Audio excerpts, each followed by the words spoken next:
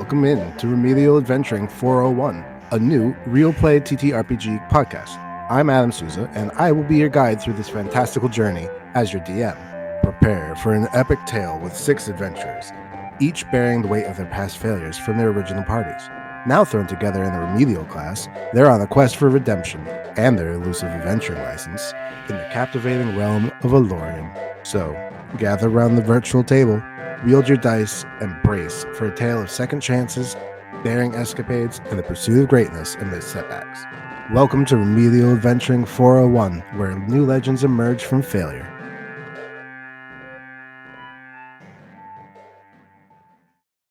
We left off with you guys in the dilapidated old building that was on the side of the village that was added on after the fact by people of a more modern era.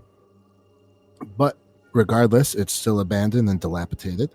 You have killed a wolf, a hyena, and a bear. You have found some documentation, and you found the Orb of Nymets. So from here, you have a few options. You have basically finished this little village. You could just wander off.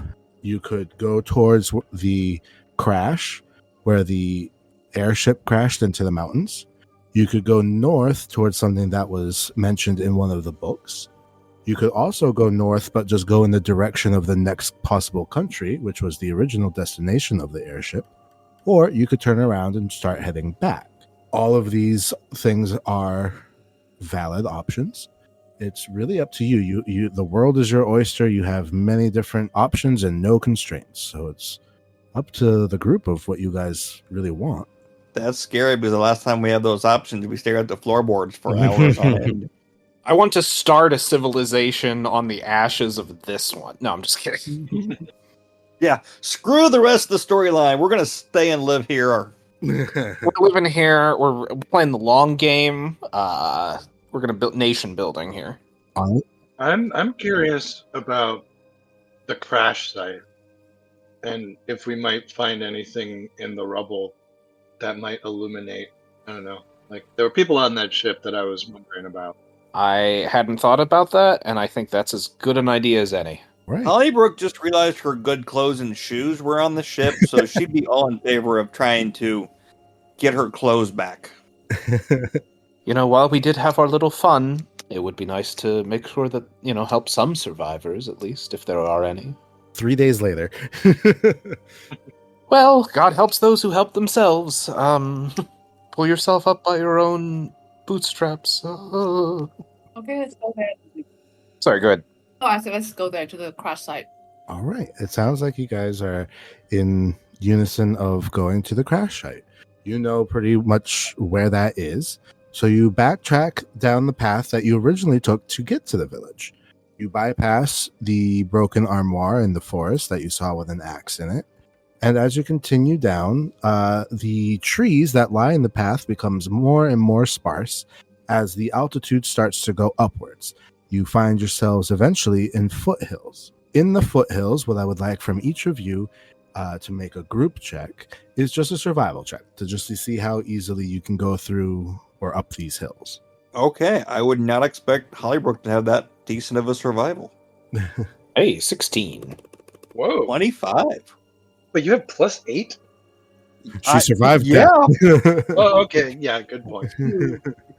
I I forgot that my thing is. mean, I thought I was doing pretty good this time, actually looking at Hollybrook's, and I didn't realize she had a +8 on survival. Well, it looks like as a group, you got Carbon Fang who had a nat 20 and Hollybrook who had a total of 25.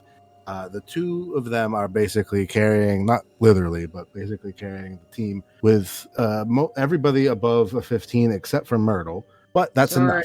No, it's perfectly fine. Even with your 2, which was a nat 1 + 1, Yes. the others are able to bring you. What I'll say, Myrtle, is that you are just very tired. You have short little legs, and climbing hills are not your strong suit. Yeah, I don't know why nobody's giving me a piggyback ride or something here. Hollybrook, you got a not. 25. You Yeah, want to carry? Well, otherwise, the group as a whole makes it up through the hills, and as you make it towards the low end of the mountains, you can see, although nowhere near the black billowing pillar of smoke that it was 3 days ago, there is a bit of a smoky haze in the area. It's not, like I said, a pillar, but it's just kind of in the area. So you know that there probably was a strong fire somewhere nearby recently, like a forest fire. But in this case, you know it was up on the mountain. With your high survival checks, though, this does not prove to be an issue. And as you make your way to the summit of the lowest mountain, you look upwards at one of the higher mountains, and you can see the wreckage of the airship. Now, one of you please nominate yourself or another or whatever for a D100 roll, please. Not it. Not it. Okay, I has, I guess. Okay. 100. A D100, please. Oh wow. Okay, an 8. Auspicious number. The first half of the ship is literally just impacted into the mountain itself, completely destroyed. And then the remaining 48% is just completely burnt, and you see the very, very butt of the ship just propped up against a rock. You have 8% of the ship left. But that 8% some nice butt. Yeah, you got church butt, now you got boat butt. Boat butt. Boat butt. Boat. You know what they say? Boat butt, best butt. True. What I actually would like is a perception check from anybody, and it can be from multiple people.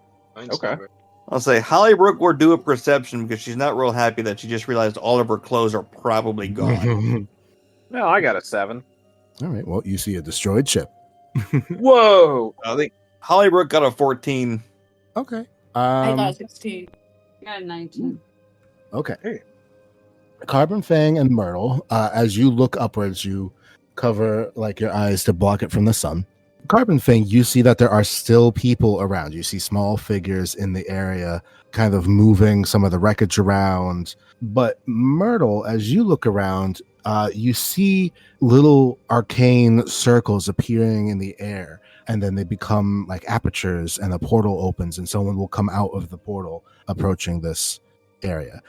You get the immediate understanding that this is not necessarily a crime scene, but more so a search and rescue type deal, and people are coming for aid. But yes, you see that on the next mountain. Would the group like to continue onwards towards the ship? Does it look like it's mostly victims from the crash walking around, or helpers, rescuers? I would say that for Myrtle's 19, she would be seeing people coming out of the portals to here, and they seem to be dressed similarly, and she sees that being what you see moving around. So it seems like it's mostly rescuers. So, I mean, should we do anything about that? Do you want to get rescued? Well, treat others as you have been treated. I mean, wait. They weren't very nice to us. We tried to warn. No. Yes, let's get rescued. Is that what the gang would like? Well, we can see what's happening, but maybe we shouldn't just jump into these people that we don't know anything about. That And is they might be true. rather suspicious of us. For sure, for sure. You could definitely try to approach at a distance if you would like. I think that would be good because we don't know if they're actually rescuing. Okay. This is what we're going to do. You're going to continue mountain climbing. I need from each of you an athletics or acrobatics check. And if you get a 15 or higher, you can get an advantage on your stealth. If you have a 10 or lower, you're going to have disadvantage. You said acrobatics or what? Acrobatics or athletics. Ugh, Oh, that 12. sucks. I got a 1 again. Oh, dear. The I think Dang, maybe the Hollybrook's on it tonight. the So- beds at the magical mansion were not very comfortable, and Eustace has a kind of a crank in his back. Well, I mean, you're perfectly right in the middle. So I has in Hollybrook, you will have advantage on your stealth checks. Eustace, you will be flat on your stealth check, and Myrtle and Carbon Fang, you will have disadvantage on your stealth checks. Stealth check. Ooh, 25. Nice. Nice. Okay. You guys are doing pretty good. All right, so let me take the average here. So we've got a 25, an 11, 14, a 17, and a 7, which was a nat 1.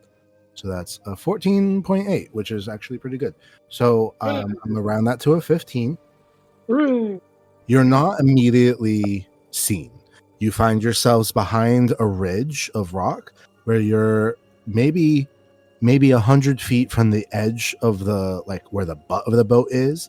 And then other people are further forwards towards, like, the people that you're spying on are another, up to 100 feet more, trying to, sift through the rubble. But yeah, you find yourselves unseen. Is there anything that you guys are looking for in particular? Like, what's going through your minds as you see these people? Hollybrook's trying to find her clothes as she can. She's not making a big deal out of it, but in her mind, she is actively looking to see if she can find her shoes. I want to see if I recognize who, like, if they have a uniform or something, like recognize what they're from, and I've just kind of observed their behavior. Does it seem like they're actually being helpful, or are they putting up some kind of ruse? Sure. Yeah, I'd like to. Can I assist IHAS on that? Because that's exactly what Eustace would be looking for. So either Eustace or IHAS, give me, because the two of you will be giving each other help. Please give me a history check with advantage, one or the other. My history is flat. What's yours? +3. Yeah, you do it. All right. That is a 19. Okay. With a 19, so you see in front of you, most people are wearing the same type of outfit. You recognize the symbols, you recognize the colors. These are people from Alorium. It's not necessarily from your city, but it's definitely from your country. The symbols are your country's symbols. Now, the majority of these people look like some type of official type. They're not necessarily the military, but think like FEMA, run by the government, but not necessarily like the military per se. Gotcha. And then a very few, maybe less than 5, are wearing different colors, but you recognize their colors as the colors of the company that owns this airship. Okay. So the majority is FEMA. You have maybe 3 or 4 company guys, and then you don't see any survivors in this moment walking around, although you do see a few bodies here and there. Have they hit the floor at all? Yes, 4 days ago when they fell out of the sky. God. Thank you for clearing that up. Okay, good. Had to check to see if the bodies were hitting the floor or not. So the first half is just the plane has crashed into the mountain. The airship has crashed into the mountain, right? So there's 2 significant sources of damage: impact and fire. The impact took out the front half of this ship. The fire took out almost the entire back half. Okay. The butt was on fire. The butt was the only thing not on fire. Oh, okay. Gotcha. And does it appear to be like there are any survivors? So you don't see any survivors walking around, but you do see bodies on the ground. Okay. Are the people around, do they look like they're looking for something or digging up something or putting something back or taking things away from the site? Carbon Fang, give me an insight check with advantage. Okay. With a 17. It looks mostly like they are searching the rubble. It also seems like this is day 3 or day 4 of a search and rescue, so they're not in a panic like, oh, let's find survivors. They're more so, let's find dead bodies. But they are definitely looking for bodies. And you can also see now there seems to be some type of order to the bodies on the ground. Like, they're not just leaving them there. They have been moved and placed into an orderly line, basically, and different sections. And just by looking at them, you can kind of tell, like, oh, these are the 3rd class people. These are the 2nd class people. These are 1st class people, probably in some type of order for recognition from the ship's roster. But they are looking through like you would expect searchers to do. But again, not looking like they expect to find any more survivors per se. Are we within distance to hear them talk among each other? Unless you have something like specific, probably not, because you are a couple 100 feet away. How's our coverage? Like, would You're they be behind a ridge, so you have full coverage. You can stick your eyes at the tops of your heads out. And again, they're not looking for alive people, so they're not really too worried about that. I'm definitely doing a Looney Tunes thing where I take my eyes out and hold them up. No, that's a zombie. That's a zombie. Yeah, that's true. That's true. Hollybrook can pull that off. So these are your people. These are your country. And there seem to be, again, no military presence. It's just, I think, I asked the group, I think, like, if it was the military, if it were our troops, that would be a bit of a different story. I think this might be a little bit safer if it's the rescue teams and the company that are in the airship. Should we perhaps hitch a ride through a magical portal, or at least look into it? I'd like to go to the city that was recommended to the north, but we can at least talk to these folks and see how they got here. Information never hurt anyone. And I'd also really like to find my shoes, my good pair of shoes. Wait, what if we pretend to be victims and let them rescue us? We are victims. I was going to say. Hollybrook can play dead. Maybe don't do that. All right. Well, it sounds like the idea is to go talk to these people. Is that? Yeah. No one objects. Real quick, could I see? Is there any leadership there? Give me an insight check. Okay. 11. Not that you can tell. Okay. Either everybody is the same rank here, or maybe the people who are in charge might still be on the other side of the portal or something like that. Gotcha. Well then. So you guys want to go towards these people then? Yeah? Yeah. Yep. Let's give it a go. Right. Just for, the flavor of it, how do you approach it? Are you just like walking straight up? Are you running towards them? Are you like waving your arms? Like how would you approach? Hollybrook just walks up and goes, "Have you seen my pink heels? I really like those pair of shoes, and I can't find them anywhere." Okay, so Hollybrook is going full force first. I love that. That's great.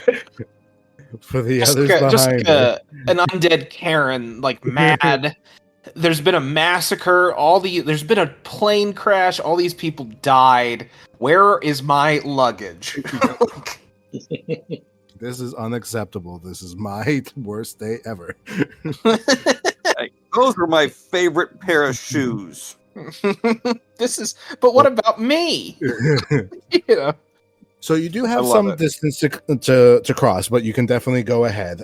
For the others following behind, are you doing anything in particular? Are you trying to make yourself known? Are you kind of just like bashfully showing up? Like, just as an idea. Ihaz is very nonchalant. Okay. Just like he's walking to the store to pick up a snack. Okay. Kind of attitude about it, like, yeah, what? Oh, what's going on here? Mm-hmm. I'll have Eustace will walk in as if he's a traveling youth minister / monk, very meditatively, like hands in the prayer symbol, like yes, hello. Okay. Very calm. So follow-up question for Eustace and Ihaz. Are you acting as if you weren't on this ship? Nope. No. No, I'm wrong, or no, you're not? No, we're not. I'm not, at least. Yeah, I'm just walking cool as a cucumber here. Yep. Okay. So you're not victims. You're just showing up. Well, I mean, I'm not advertising it. Right. Yeah, if anyone asks, I'll Sure. be forthcoming. But Okay. Yeah. I'm not. All right. I'm not presenting myself as somebody who just felt bad. I'm not running like, hey, over here, or anything like that. Sure. Fair, Although, if fair. one of them can fix my arm, actually, I think I'm going to play that up. Ow! Need help! This horrible accident. Okay. Eustace also changed my lost mind. all of his savings, and if they could help him out with that too. What I about? want sympathy now. I've changed my mind. Now that I remember, I can't use my arm. One of these rescuers might actually be able to help. What about Carbon Fang? How is Carbon Fang approaching? I think Carl Fang just trails behind the last of the group. Okay. So Hollybrook goes up first with everybody behind. Hollybrook, give me, or rather, what is your passive investigation? Oh, 8. Oh, okay. All right. Give me a roll for investigation, please. Oh, this won't go well. It's a 1. An unnatural 3 minus 2 for a 1. Yeah, you go straight up to one of the guys and start demanding about shoes. This man is thoroughly confused. Well, yeah, I probably would be too. So, give me and I'll give you the option of how you want to go about this. Either give me a persuasion check or an intimidation check. ooh, I don't think she. Well, no, I can see her trying intimidation. Okay. The whole me thing. That is a Karen vibe. Like, Also, are you going up to FEMA or are you going up to the company? I don't think she's smart enough to realize what the difference is. So probably just the first person she sees. That's valid. Okay. I want to There's talk to definitely- your manager. There's definitely more FEMA, so you just randomly show up at one of the relief workers. So yeah, give me your intimidation check, please. The 7. Okie dokie. You start poking this man's chest. He just stands there stoically, thoroughly confused, also unfazed. For the others, as you watch Hollybrook accost this random worker, does anyone else chime in, or do you let her handle this?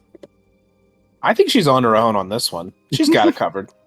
Yeah, she seems alright. Yeah, she just wants her shoes back. So, what is the first thing you say to this man as you jam your finger in his chest?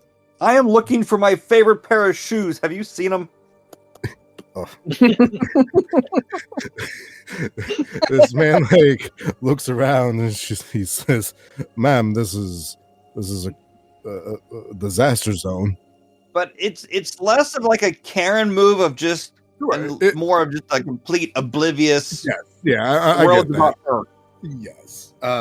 So yeah, he kind of just like looks around himself and he's like, "Ma'am, this is a disaster zone. Your shoes aren't going to be here. How did you get here?" Hollybrook just goes, I fell.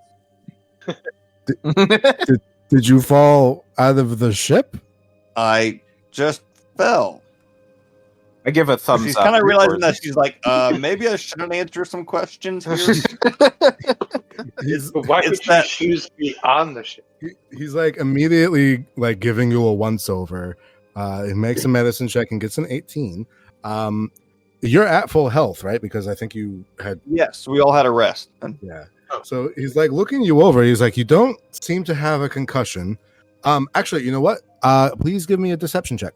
it's 'Cause this interesting. man is giving you a physical look over. Okay, so it's Okay, a 12. it's a 12.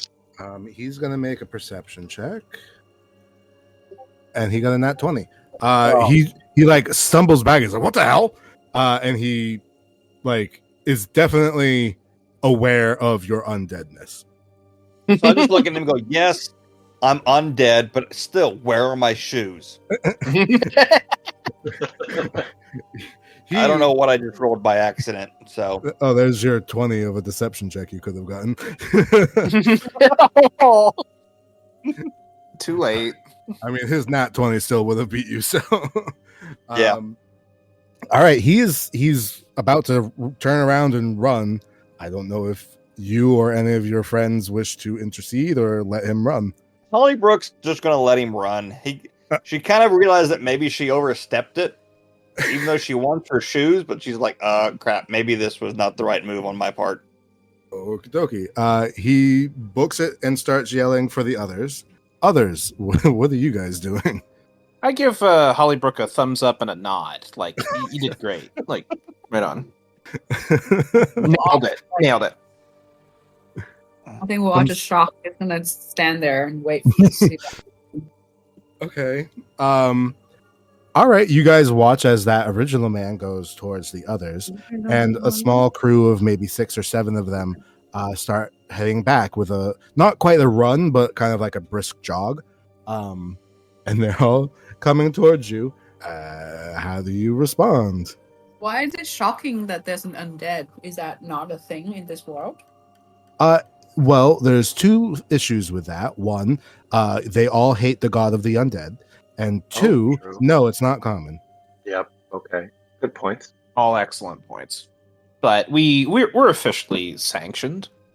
Counterpoint. He hasn't gotten her shoes back yet. So really, who's the real monster? Exactly.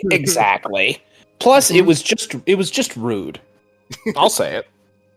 It's just rude. Who's the real victim here? The 2,000 victims or this lady? Where are the shoes? Where are the Exactly. shoes? All right. As they come up, they don't really have weapons. These are FEMA workers. They're not brought up with weapons, but these are large men of various races, but they all have the same insignias on them. And again, these work for the nation of Elorium. As they look around you, they basically attempt to circle around Hollybrook, and I think at this point they notice the rest of you standing there, and the first guy that Hollybrook had originally talked to sees the rest of you, kind of gives a upwards head notion and says, "Oi, you lot, why are you here?" Well, I think it's obvious. We fell from the sky, dude. And I'm really hurting. So please stop assaulting my friend and help us. So this is a weird half lie. So you can give me either a persuasion or deception, whatever one you want. Which one am I better at?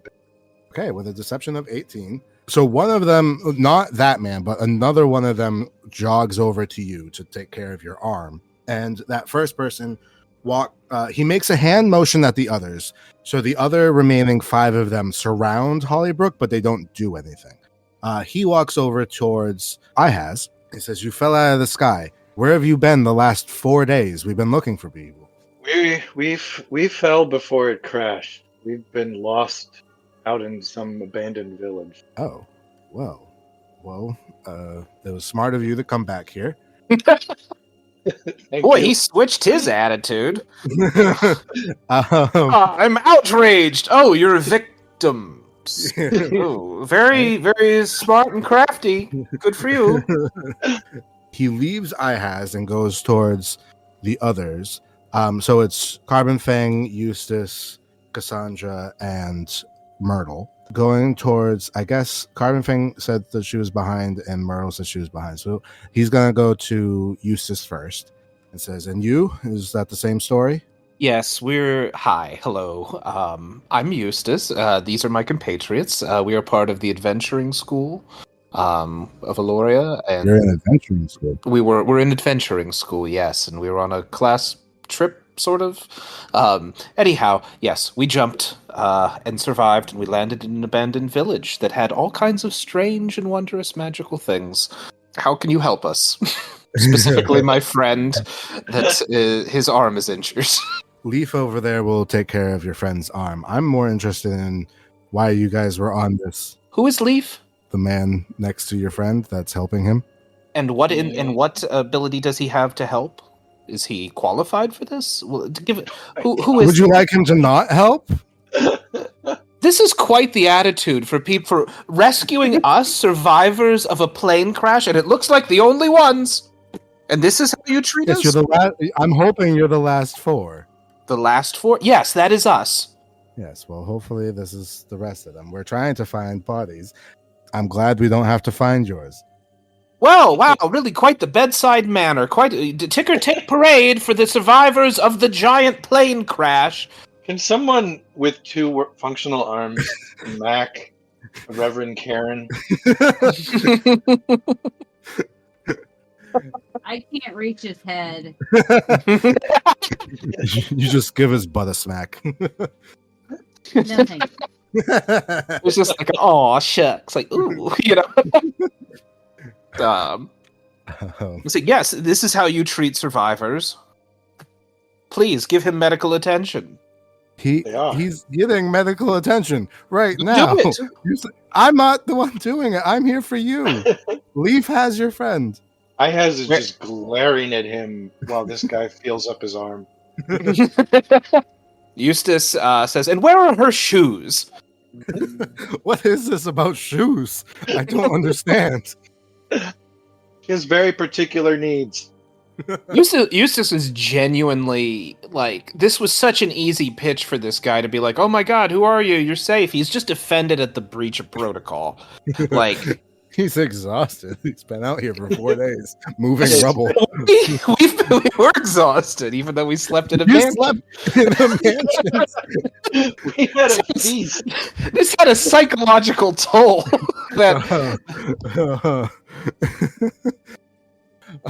He says, It was an unfamiliar mansion. He says, you said you were here with the Adventuring Academy. Do you have an advance? Ah, yes, here we go. And I hold it up to him.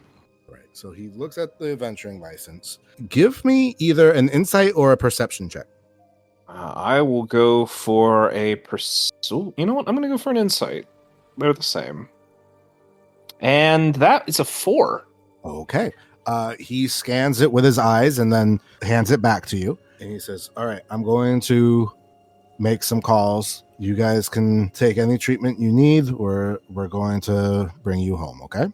Eustace is just kind of glowering at him at this lack of politeness toward miraculous survivors. Fine. Miraculous survivors that walked 10 miles to get here. Did anything survive before we go? Could you tell us any information about what happened when obviously we were last around? Things were pretty chaotic. The ship was clearly going down. Did any of our fellow travelers make it out? Is there any survivors? What can you tell us? Yes, there were survivors, although the majority of the crew, or not crew, the majority of the manifest did perish in the either explosion or initial impact.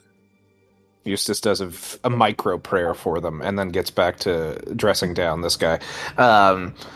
Eustace, give me a nature check. Okay. Well, that's a nat 1.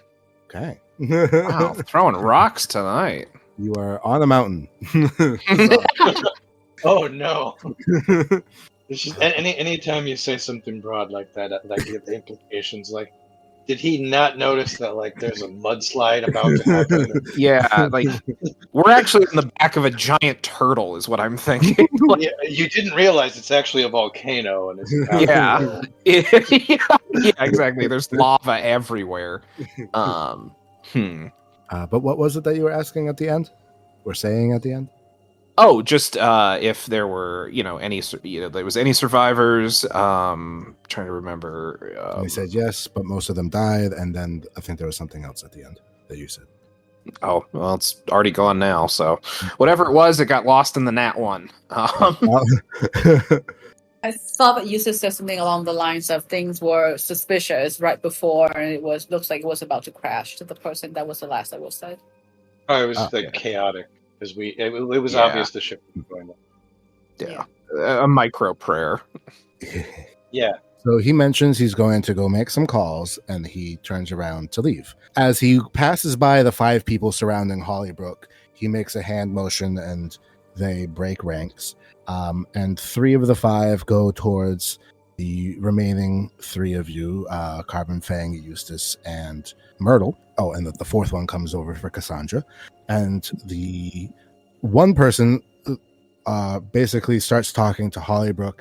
Hollybrook, he makes very small statement of, do you need any medical aid? And basically, as everybody else comes towards you guys, you get the same thing. Do you need any help? Are you injured?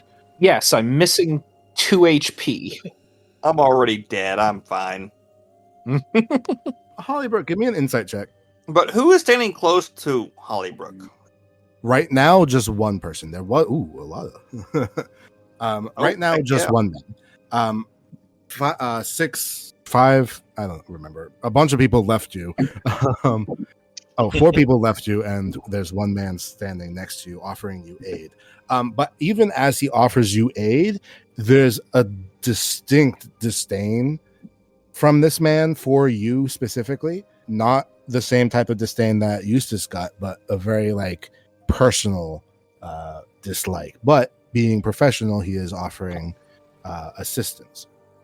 You also get the fact that the only reason that you're allowed to basically continue right now is because of your adventuring license. And you actually kind of feel uncomfortable with the number of these unknown people aware of your undeadness. I'll say Hollybrook at this point would like to scoot close to somebody in the group and kind of make it known that she's like, I don't think we should go with these people. She doesn't feel comfortable around them. Well, Ihaz just wants to get his arm fixed. Once that's done, he'll do whatever. Ihaz, you can feel the tendons of your muscle reattach, but the socket has been out of its socket for so long, he has to kind of yank and twist and push and pop. It goes back in, but not without great pain, but you take no HP loss. Hey! Just my pride. My pride points. It's just the irony has not been lost on me that I'm telling them I fell from the sky and hurt my arm, but really I just failed to open a door. Does Eustace pick up? I mean, it's pretty obvious now that Hollybrook is made uncomfortable by this, so I'd like Eustace to team up with her because I think they have a shared dislike of these very rude FEMA guys. Eustace, also give me an insight check with advantage. Okay, give me a second. That is a 19. Very similar to that first guy, you can just see the other workers kind of eyeing Hollybrook in a negative way, but only Hollybrook. You actually get from the other workers, not that first guy, but from the other workers, they actually do seem to be attentive, also feeling for the fact that you are a victim and they're trying to help, and they seem very genuine about that. But they do seem to have a dislike for Hollybrook in particular. Gotcha. Okay, I would like to kind of maybe Eustace finds this racism despicable. Eustace would like to just kind of hang out with Hollybrook and be like, "It's all right. We'll move on, or don't worry.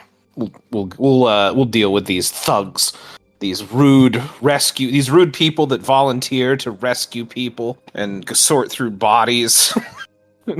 How dare you make the world better? How dare they? How dare they slip up just this once? Eustace. Yes. Give me a perception check. And that is a 19 again. Cool. You find 1 pink pump. Hey!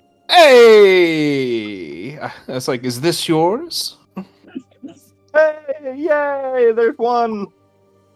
It's not your shoe. It is. Oh man, okay, this is out of character, but I was really resisting the urge to just be like, Eustace doesn't let anyone know, and he pockets it. Eustace puts that in his bag. That's his private collection. You're better off than Ihaz finding it. Yeah. But yeah, so unfortunately, this pink shoe is not Hollybrook's. However, also with your 19, you hear a voice that you recognize coming from a distance. It's definitely coming over the wind, but you hear it coming from up the mountain a bit. And it's a female voice that you haven't heard in probably a week. It was the old woman that you had worked with regarding the masquerade ball. Oh, yeah, Shifty Magoo. Sure, okay. Shifty Magoo is speaking. Give me an insight check. You don't hear the individual words, but you can kind of get the emphasis of her voice. That is a nat 20 plus 2, 22. All right, well, I lied. You do hear her voice. she has cast a spell to allow her voice to boom and carry across the air, and she's not accosting the workers, but she's very much like, where are they? Show me to them right now. Where are they? And then Good. eventually you see the first man return again with this short little woman about half his height. And you see her. This is Gladys Agathis, the same woman that you saw a long time ago. She's ancient looking. And with your nat 20 of the insight check, she seems upset, but not like angry at you kind of deal. Like she's just kind of like upset in general. And she says, there you are. Yes, that's enough. And she kind of just shoos off the guy. And he's like, okay, fine. He says, you lot, you weren't supposed to go this far out. What are you doing here? Getting rescued. Getting rescued very poorly, I might add. I will be writing a note, and I encourage all of you to sign it. She has like a rolled up parchment, and she just smacks you off the top of the head with it. She's like, enough of that now. She takes the parchment, unrolls it in front of her, says some words, and a large rune in a circle appears in light below you. And she says, we're going to go home, okay? Ooh, interesting. Well, I guess Eustace just turns and looks to the group like, what are you guys thinking about this? I mean, here's the thing. If Cassandra were here, I have a feeling she would say right about now, this bitch works for the CIA. Yes. Yeah. So, but when the CIA offers you a helicopter home, that's true. That's true. Just keep that in mind, as I guess. Well, I mean, yeah, I don't like. She has no reason, so far as we know, to suspect us of doubting her. Mm-hmm. Like, as far as she knows, we just wandered off too far. We got on the wrong plane or the wrong ship and crashed in some wilderness. Like, there's explanations that could be made, and like, they don't know what happened to us. They don't know that we think they may be behind terrible happenings. So, like, this could just be a ride home, and then we get home and can figure things out there. Not that I disagree. Just making sure everyone, like, okay, what are we gonna do? It's all aboard. And also, if we defy this, like, how do we do it in a way that doesn't result in them hunting us down? Yeah, that's true. That's true. That's very true. This was this all done with like rapid eye movements and nods, like between Eustace and I? Yes, the last week or so has bonded you enough. This bonding time in the woods. All right. Well, I guess I will very quickly do the universal hand symbol for like, are we going? Like the point, I point at myself, I point at you guys, and like we thumb to the portal rune. Like, are we doing this? Now's the time. What kind of a vibe is Hollybrook picking up from her? Like, it is. Give me an. She already knows that Hollybrook's undead, but yes, give me an insight check. 13 plus 8. 21. With that, you see her. She is upset. She's not mad at you. Like you said, she's fully aware that you are undead. She also may or may not know that these people know that you're undead, but that doesn't seem to be her a priority right now. Her priority right now is to bring you back to Lorium. So she's not mad, just disappointed. Yes. Like you kids went way too far on your bikes, got lost. You guys, you kids get lost on your bikes, then boarded the cruise ship. This is just like the episode of Full House when Stephanie gets on an airplane that she thinks is going to Oakland, and she's like, "Oh, that's just across the water," but it turns out it's Auckland. She's on her way to New Zealand. And then she jumps out of the plane, and the whole thing crashes into a mountain, and most people die. And then Stephanie's wandering around in Beauty and the Beast world for a while. And then the CIA show up. And then the CIA shows up, and Danny Tanner's like, want to go home. Yes, that's what you get with your 21 insight check. All of that. Okay, well, I feel like we don't have a choice. But yes, you with a 21, you don't feel any like ill will towards you. She does not mean you harm. Okay. Let's just hope that doesn't change if she ever finds out about that fire. Okay. Well, All right. Well, I really want to explore this more, but it looks like we have a way home, and Yeah. we probably should take advantage of I it. just feel like we just got to the prime thing. Why would we leave and put distance between happenings?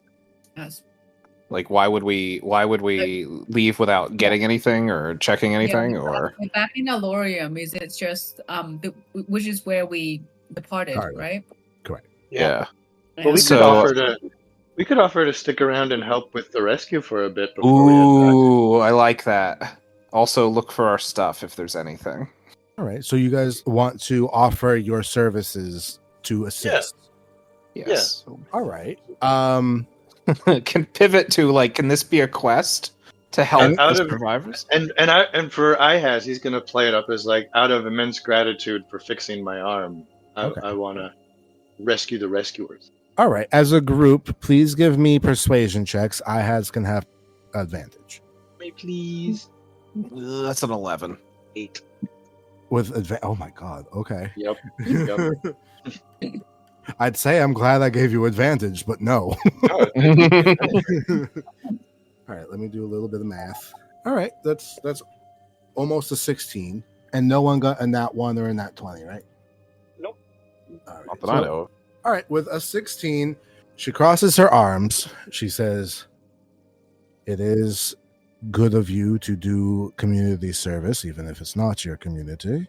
I suppose you can help them today, but we're coming back tonight, okay?" Right. Sure. Lack of accountability is where we thrive, man.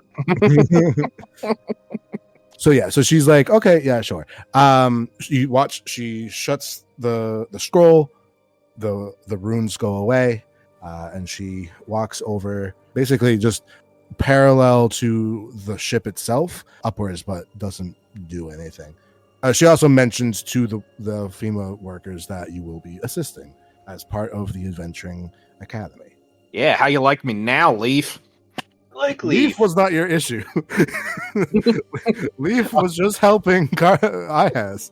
Leaf didn't even talk to you. Well, Leaf's friend, excuse me. Leaf's coworker that he probably doesn't know very well. Leaf adjacent. Leaf adjacent. All right. Well, you are able to. You have free reign of the crash site. Okay. The captain, by memory, the captain's quarters where the weird airlock explosion stuff happened. Mm-hmm. That was in the front of the ship, correct? Incorrect. That was in the very center of the ship, in the center of the height. So it was like pure center of this boat. Gotcha. Oh, yeah, that's right. Okay. I would like Eustace to meander over to where he would think that would be if he has enough clues to, like, place the geography. So you got a nat 1 on your nature check. So give me a history check with disadvantage. Okay. Hey, that's a 13. All right.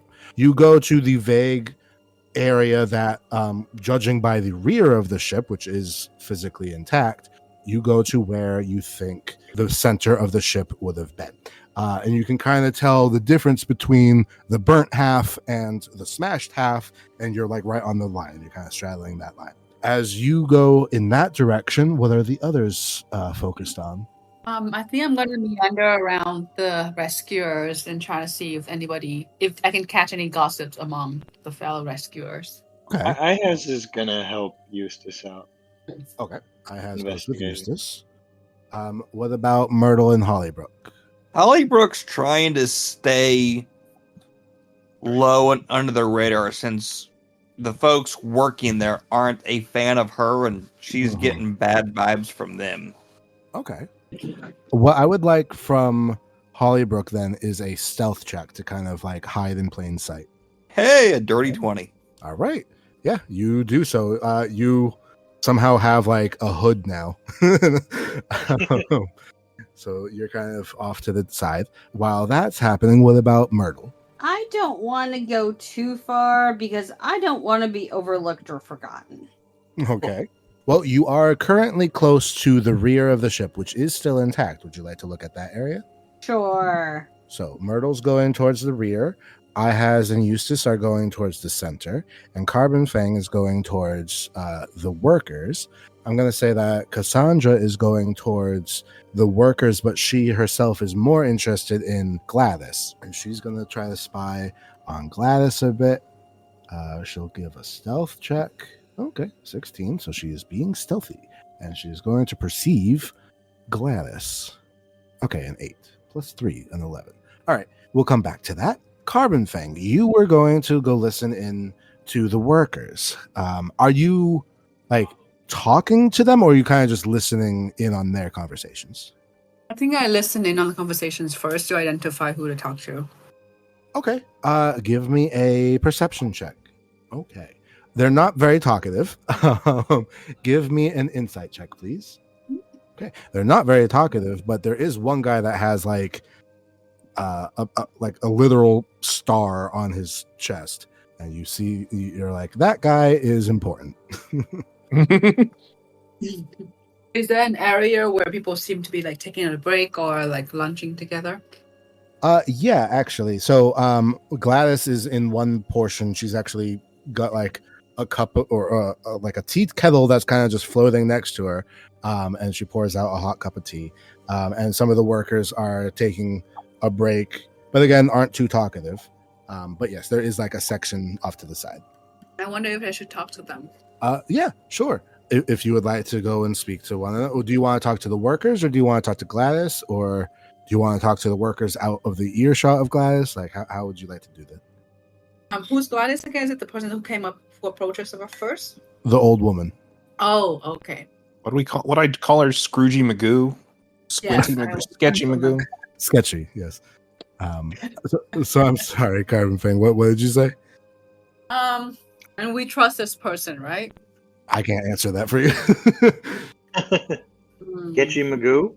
I mean, she was. Our impression is that we think she may do some nefarious things with the organization, but for us individually, so far, it seems like she has our interest. Yeah, because it's been in real life literal months. I will give you a quick recap of her as a personality, because I did explain kind of like her personality way long ago. She works for the Academy. The Academy is just like any other institution, filled with nepotism and, people who are just in it for the glory or whatever. She is not like that. She genuinely seems to embody the ideals of the organization, which is what drew you to the organization itself. She also got to her position purely by hard work, and because of that, very heavily emphasizes hard work and chastises others for attempting things like nepotism and whatnot.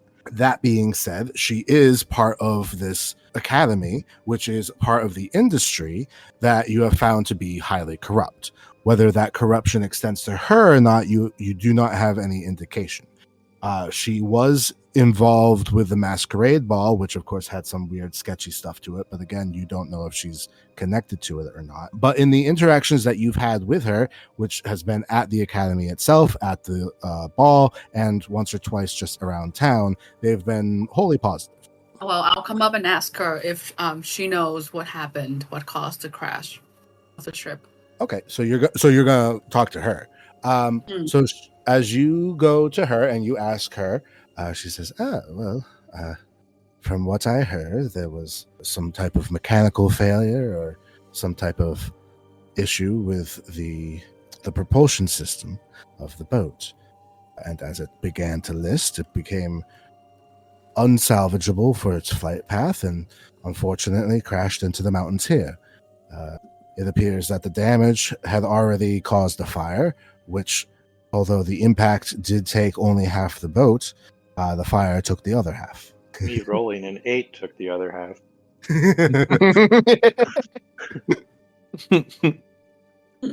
Okay. So, we kind of trust her. Yeah. I mean, at least for us, we trust. I think that she's got our back as long as we don't act up. At best, she's a good apple in a rotten bunch. I wouldn't trust her with regards to like company stuff. Like if we think the company's corrupt, she'll probably go with the company. But Yeah. like she's not out to get us. I don't think she's out to undermine. For a second there, I did think we were going to get like double secret probation for just being here on a crashed airship or something. But yeah. Okay, there we go. There's previously on Remedial Adventures.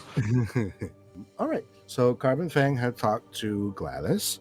I has in Eustace, as you go towards where you feel the center of the ship is, I would like both of you to give me investigation checks, or one of you can give the other advantage.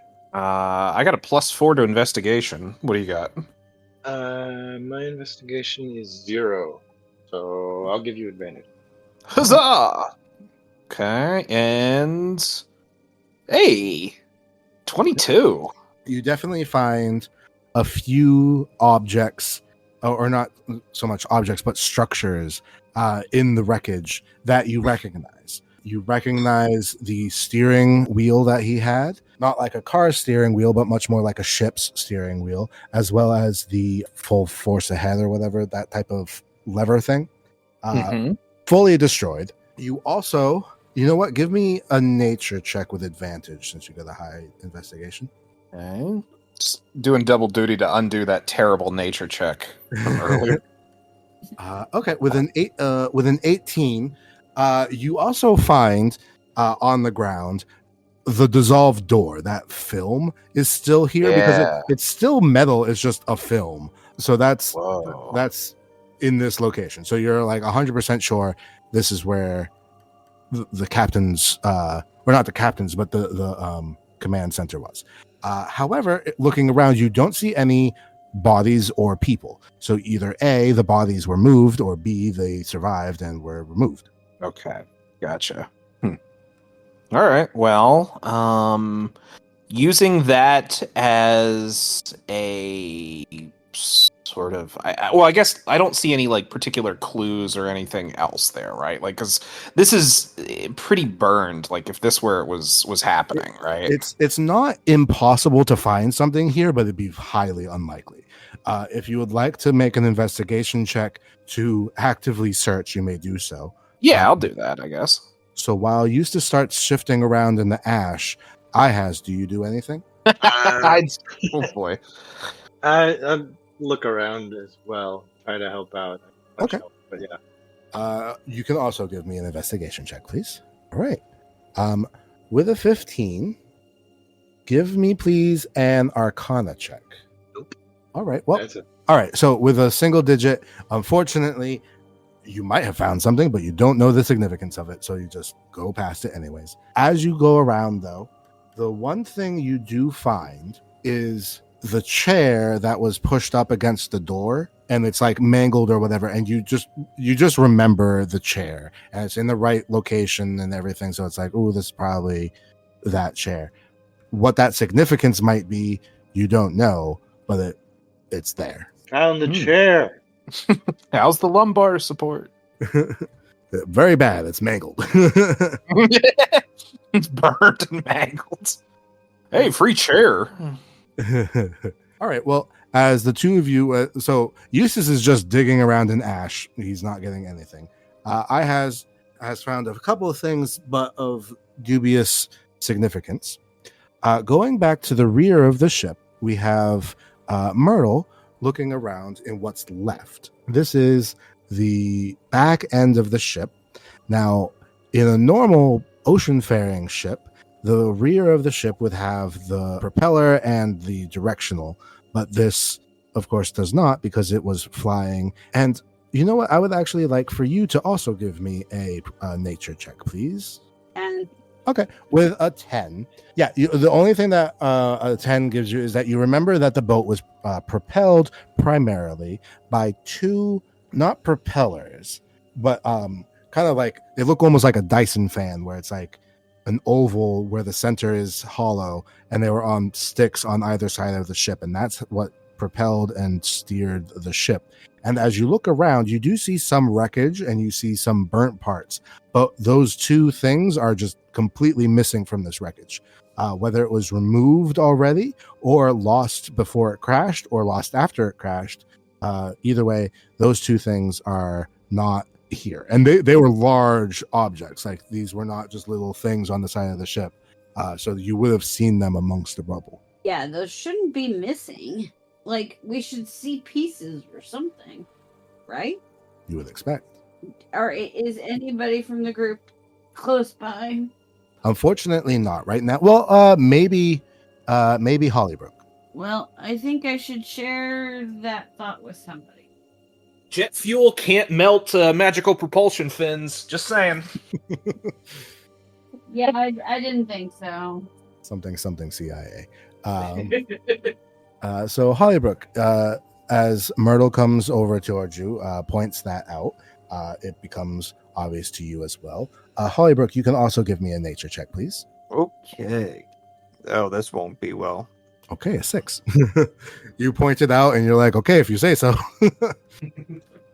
Well, I mean, that tracks with Hollybrook, so...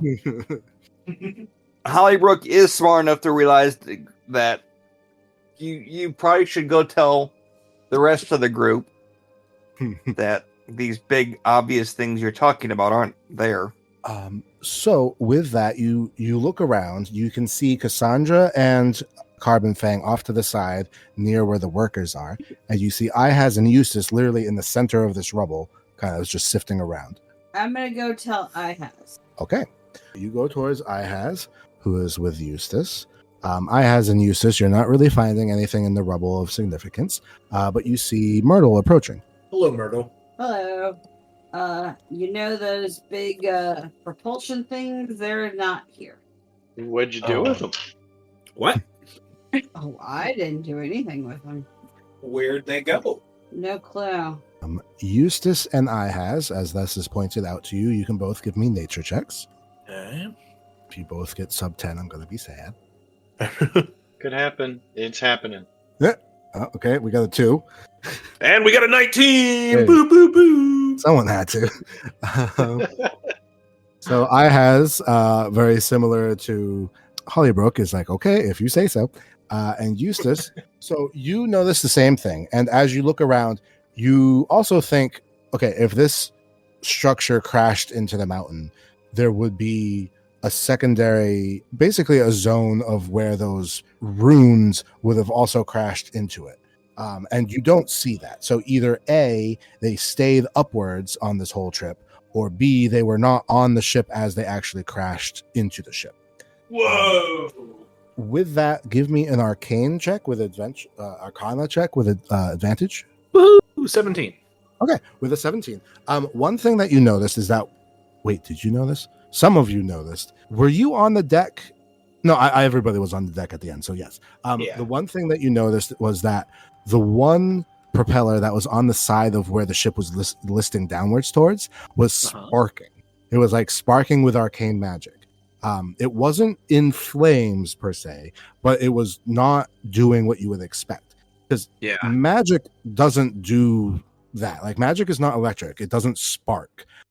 So the fact that these propelling runes were creating these magic sparks is significant. And at the time, you weren't really thinking of it because just everything was bad. So that bad thing just got surrounded by everything else. Oh, yeah, I do remember. Yeah, you were like, okay, this is happening, by the way. And we're like, cool, gotta go, bye. Big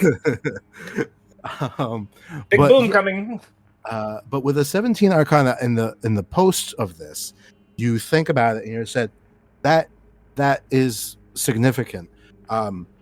Because again, it seemed at first like the logical thing was like, oh, well, there's an issue in the control room, so it would have overcharged the propeller or something and caused these sparks. But you know now that that's not how Arcana works. So that theory is wrong. So now the question is, what caused those sparks that you saw on the exterior of the ship in these propellers? Interesting. Okay. All right. Well, I informed the other two, Ihaz and Myrtle, what is my summation there. Copy pasta. Done. Relay intricate details from DM to other player characters. Click and done. Okay. Download complete. So Ihaz and Myrtle, you both hear Eustace's mutterings about the propeller and the fact that those sparks weren't as you expected due to the mechanical failures, but were somehow separate. Okay. And whether or not they're related to the fact that they're missing from this crash site, you're not quite sure. Something's afoot. I don't think there's anything else Eustace could do, like, around that, right? Like, Eustace is kind of like, wow, it's really lucky that I remembered this one thing from, like, aerial magic class. Could I have... Oh, you know what? Okay, 2 things, if it's possible. One, as the, like, using the captain's quarters or the control room, the bridge, as a frame of reference, could I find, or, like, rough estimate, walk toward where our quarters were? Where your quarters were? Sure. Yeah. So you were still in the second class quarters. Only Cassandra was in first class, correct? I believe so, yes. Okay, sure. Give me a history check with advantage. Okay. That is a 9. Okay. You find yourself amongst a bunch of broken barrels and a bunch of cards. You have no idea, or you have no memory of this, but Ihaz would remember winning at cards over here in the third class lounge. Not making friends. Yeah, not making friends. And you do not find your quarters. Okay. All right. Well, a 9. With all of this, Carbon Fang, you see that everybody else other than Cassandra, who's with you, is together towards the center of the ship. I do want to do one last thing and check the bodies that was stacked Sure. near the crash site. Sure. And I want to look at the demographics that are people there. Sure. Give me... All right, give me a perception check, and then this will depend on how much you get after that. Okay, 19. Yes, so you get a good view of this. No one's stopping you. You're able to take your time and look through. Please give me your choice. You get advantage on any of them. It can either be history, nature, or insight. I have a +5 history, so I'll do advantage roll on that. All right, with a 19, the majority of the dead, unfortunately, are third-class passengers. Looking at around, you do see some of the second class, and you even see some of the first class. The first class has significantly less casualties, but you also remember there was significantly less first-class passengers, so it kind of just makes sense proportion-wise. Looking at the third-class passengers, you notice that a lot of them are like laying down with some of their possessions, like their suitcases here or there, jackets, and books. And several of them have travel papers. And those travel papers are from other countries. They're not from Elorium to begin with. As you look over at the second class, most of them are from Elorium, but there are a few here or there from other countries, but they are dressed well. So you expect them to probably be some type of like dignitary, or they're probably doing this for their country. It's not impossible, but probably unlikely that these people would come here just to go on a cruise. Like they could just go on a cruise themselves. And then in the first class, they're definitely all from Elorium. Again, probably double digits only, like maybe 14 or so bodies are here. And of those bodies, give me an insight check. Okay, with a 12. The only thing that I'd say is that you don't see any humans. These are different races. You see like a dwarf. You see different types of races that, while are living in Elorium, are not the majority. Okay, interesting. I'll go relay the information to the group. So the whole group reconvenes. So Carbon Fang tells what she found. Eustace tells what he found. And you have this moment to discuss. At this point, the sun is getting low on the horizon, and you can see that Gladys is finishing up with her tea kettle, which she like disapparates, and she isn't coming towards you, but you can tell like time is running up. So this is your last chance to kind of discuss, and if you need any last minute checks, this is when it would happen. Okay, this is going to be a weird one. Sure. Let me put it this way: could I make a check to see how trustworthy and independent the FEMA guys are? You can make an insight check. Okay, I'd like to try that. That is a 19. They are as independent and trustworthy as any random member of Elorium. Okay. So, this, what do we call the airfoil, the propulsion system? What's our, in-universe word for that? Yeah, you can just say you it's not a propeller, but you can just call it a propeller. It's like an acronistic word. Okay. So the propeller being gone seems important. And how shall I say this? I don't know when we're going to use that. Eustace doesn't know when he or this group could understand when to use that information. But if there was anybody that possibly could, it seems like some of the FEMA guys might need to know that. Give me an intelligence check. Okay. That is a 12. All right. Which is more than 10, which was the DC. Hooray. These guys, while they are independent and somewhat trustworthy, they're also, random volunteers. They are not high ups in anything. It's up to you whether you choose to, and it's up to you whether you trust to. But you do have someone actually from the ministry that would be more effective. Okay. And that's, what's her name, right? Sketchy Magoo. Yeah. Okay, so Eustace is going to do something a little interesting here, I think. Eustace wants to use his cantrip message. Okay. And I can point my finger toward a creature within range and whisper messages. Okay. The target and only the target hears the message. And, okay, it's a cantrip, so I can just beat the fire in that thing at will, right? Yeah, technically every 6 seconds, but yes. Okay. I want to very discreetly, if possible, every 6 seconds, point at a bunch of FEMA guys and just blast this thing silently one at a time. So you want to tell the FEMA guys individually. Yes, I want them to hear a voice from the unknown, and I don't want it traced back to me that jet fuel can't melt propellers, magic propellers, and to stir up curiosity on that. I want eventually some people that know about this to figure it out, and then we'll decide later whether or not to tell the pragmatic and anti-nepotism ministry lady. Give me, please, a deception check. Okay. And that is an 18. Okay. You do have to whisper it out loud. So each time you are whispering out loud. But luckily you do so in such a way that it is not immediately clockable. Okay.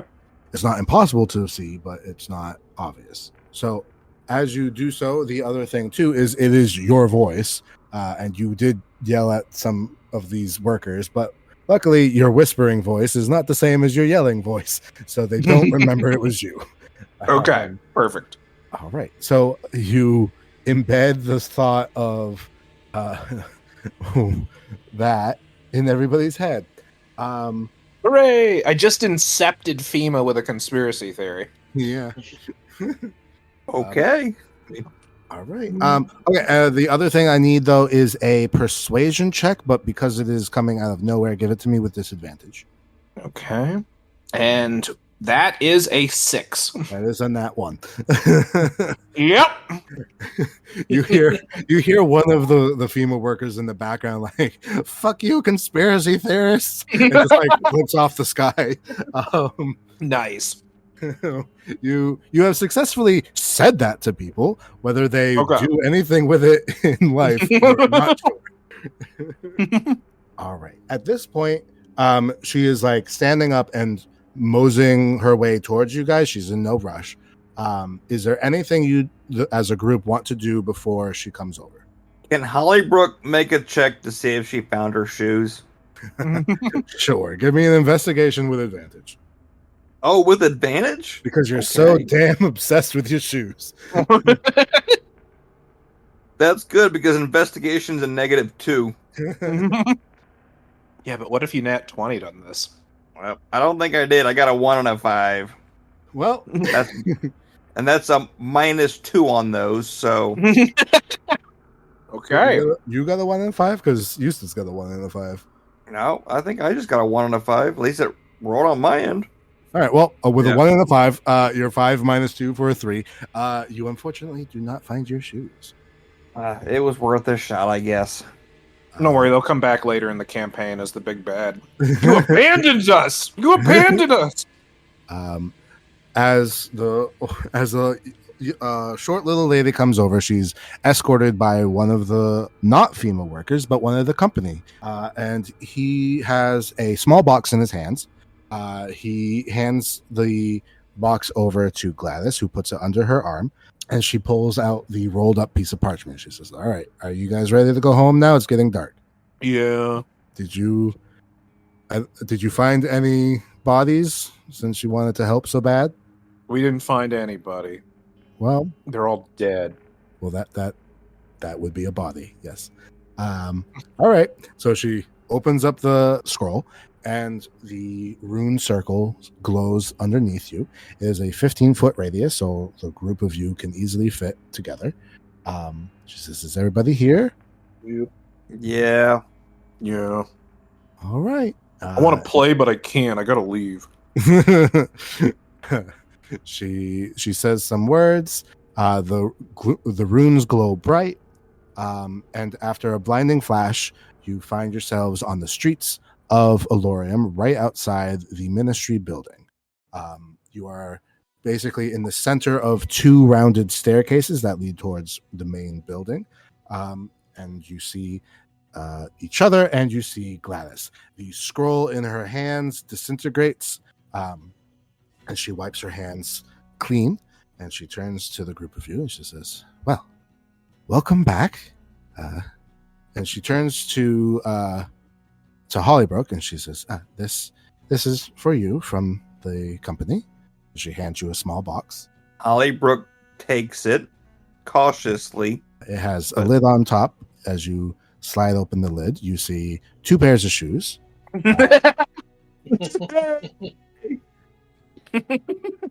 Shoes!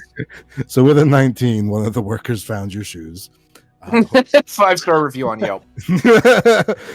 Yes, everybody died. The plane crash, everybody died. But hey, they knew what was important. They could have been the worst people in the world, but they're now Hollybrook's best friend. Jesus. Okay, well, do try to stay within Alorium's allies next time, won't you? Yes? Yeah, but we were going to go to an allied country, but and then he just trails off like he's a petulant child at this point. The boat that you were on was not going to an allied country. I don't know if you're aware of that. Oh. Well, I don't understand. Well, it sounds like you have had quite the adventure. I do suggest taking the night to recuperate and become refreshed before you continue on your adventuring journey. If you have need of anything, of course, you are welcome back into my office at any time. But I do wish you well. And she motions as if she's going to go inside the ministry building by herself. All right, I look at the gang like, are we going to tell her or not? Either one's fine with me. Hollybrook kind of does a quick nod, yes. All right, I look at get her shoes back.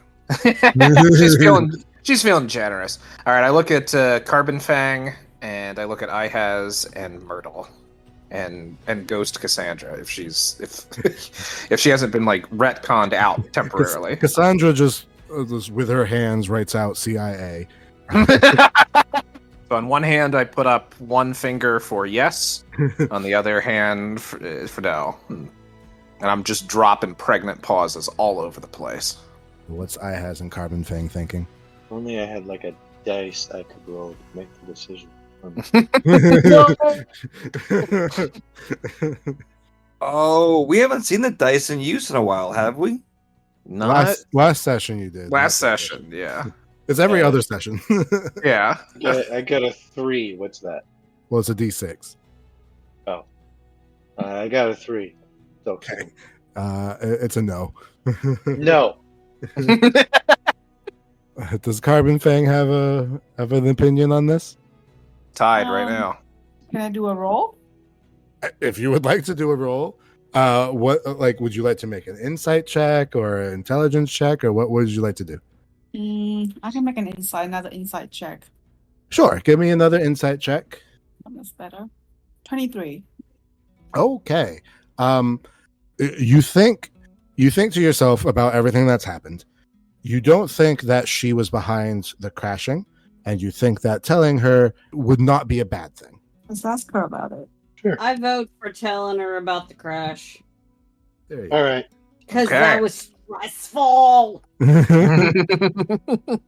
I'm just imagining us doing it in this oblique way from Carpenfang's perspective. Like, let's ask her about it. Like, if I have a friend, can I ask you some advice? I have a friend, and he was on an airship, and it crashed, and the propeller had magical sparks on it, and he doesn't know whether he should tell people about this or not. Does it mean anything?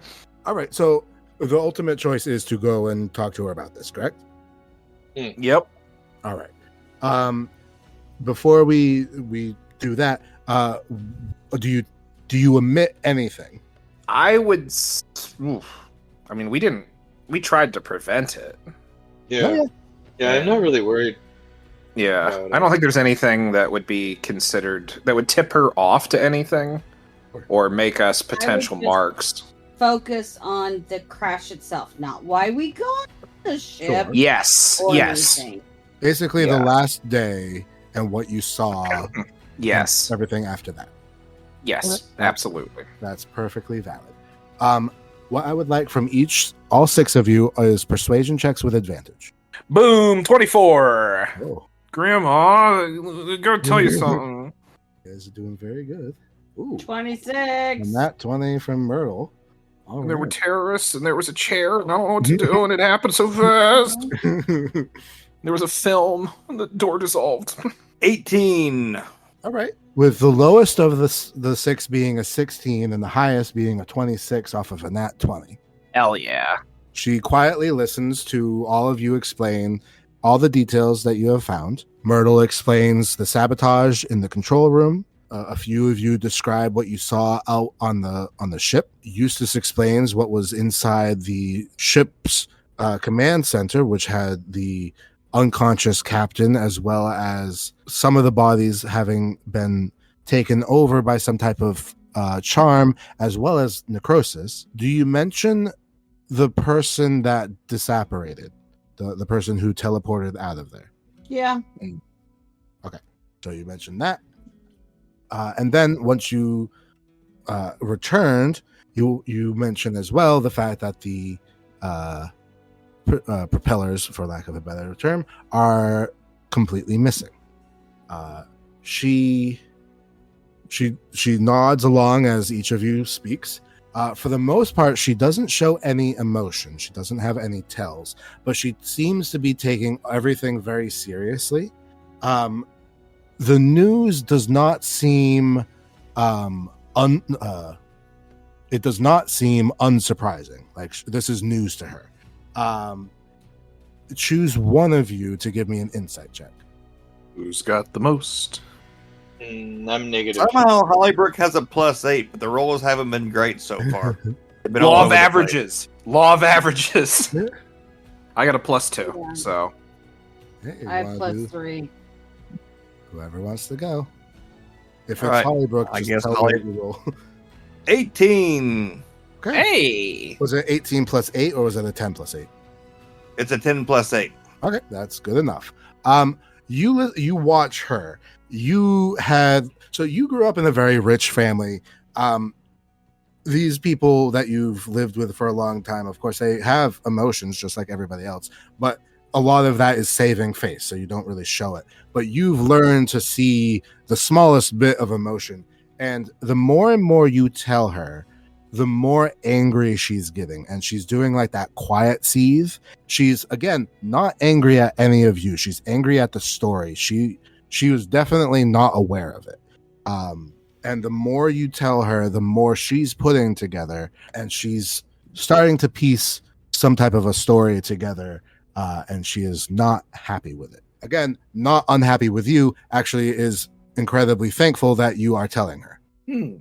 But she doesn't say any of that with words. She says, well, thank you for giving your statements. I will be reviewing the reports given by our disaster workers as well as the company, and I will be comparing them with your notes. Please stay in town in case I need to reach you. Is that okay? Good. Just for the next day. Sure. Just in case. Sure. Okay. Sure.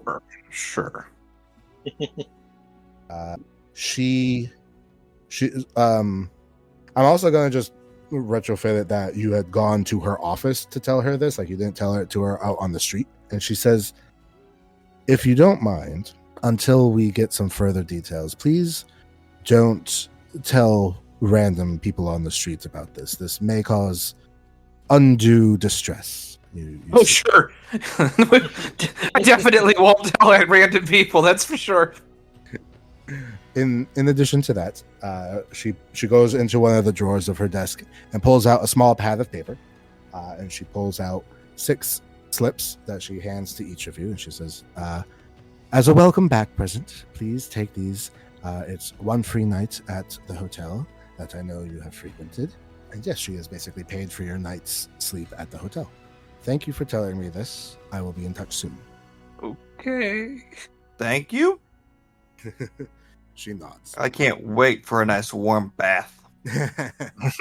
All right. So with the night ending, you go back to the hotel, you take your rest, you take any baths you want, you get any food you want. It's all on the house, and you have a very good sleep.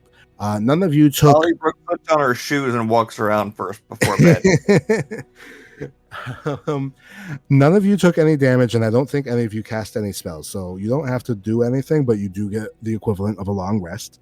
And we will pick up here next time in the Lurium. Welcome home.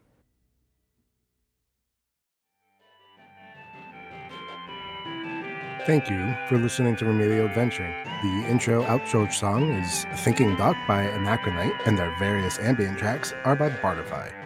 Our players have asked to remain anonymous, at least for now, but I have been your DM, Adam Souza. I'm putting together the next episode now, which should go live in about 2 weeks. So thanks again for listening, and I hope to see you again. Yes, I'm undead, but still, where are my shoes?